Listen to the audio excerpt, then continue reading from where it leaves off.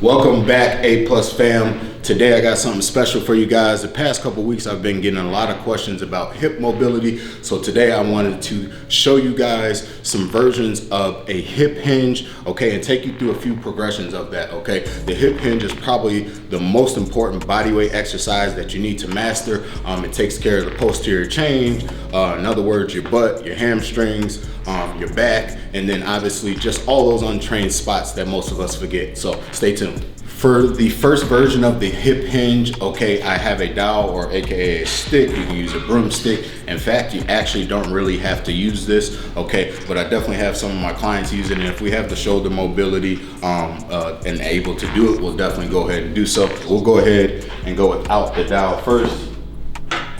All right, so basically in the hip hinge, all right, I want my feet about shoulder width apart, okay? And the main thing here is I definitely want to make sure I keep my spine nice and neutral, okay? And it's real simple. I just want to push my butt to the furthest back wall, okay? So I'm here.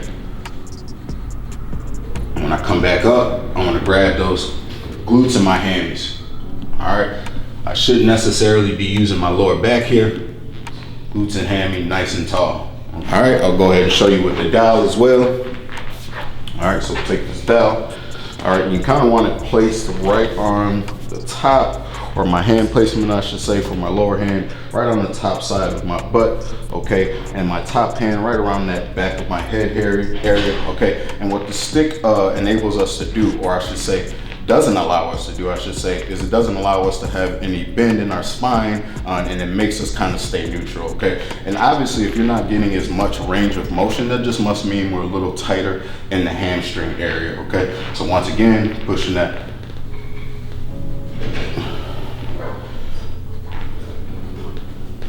To come up, we should not have to engage our lower back. Like I said before, it should be glutes and hammies.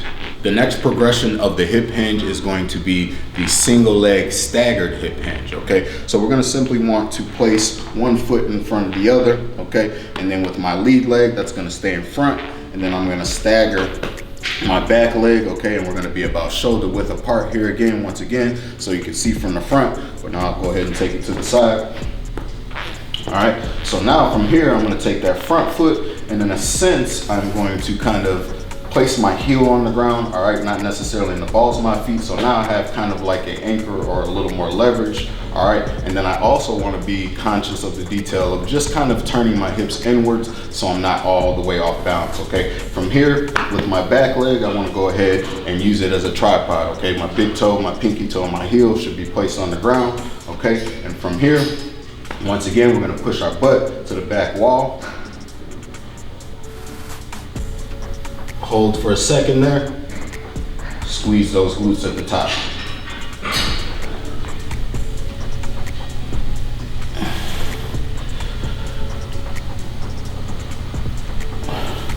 Last but not least, the last progression for you guys that thought the first two were so easy, we're gonna go ahead and do a single leg hip hinge, okay? So just like before, all right, we wanna definitely make sure that foot planted on the ground. We got our big toe, our tripod in position, our big toe, our pinky toe, and our heel placed on the ground. Okay, from here, I'm simply just going to, once again, push that butt to the back wall, okay?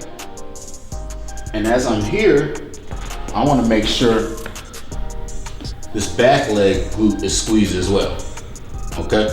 Once again, with the hammies, squeezing with the glutes at the top.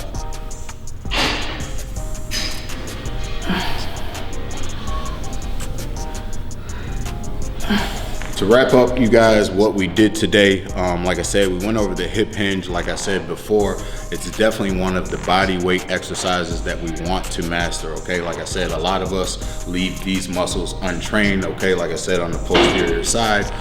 So we definitely want to make sure we take care of that. Definitely don't forget to switch legs. It's real easy when we're doing unilateral or one leg at a time to forget about the other. So we definitely want to make sure we're even and very symmetrical on both sides. Otherwise, I definitely look forward to putting out some more content for you guys. If you have any questions or comments, definitely leave it below. I enjoy putting out this content for you guys. So definitely tune in, tap in, subscribe, like, share, do all of that. It would be greatly appreciated. Come as you are.